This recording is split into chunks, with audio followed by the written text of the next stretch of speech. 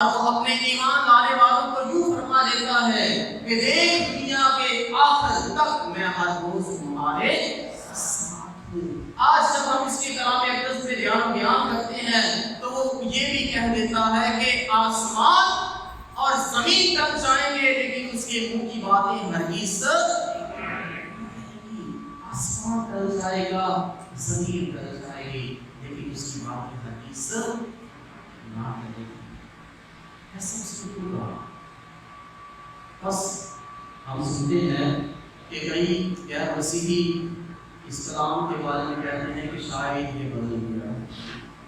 جہالت کی حدوں کو چھوتے ہوئے اس کلام کے بارے میں کہتے ہیں کہ شاید انجیل مقدس بدل گئی ہے، لیکن یسوع کے الفاظ ہے کہ آسمان بھی ٹل جائے گا، زمین بھی ٹل جائے گی لیکن اس کی باتیں نہیں ٹلے گی، اس کی باتیں ہرگز نہیں ٹلے گی۔ تو یہ کلام جو ہے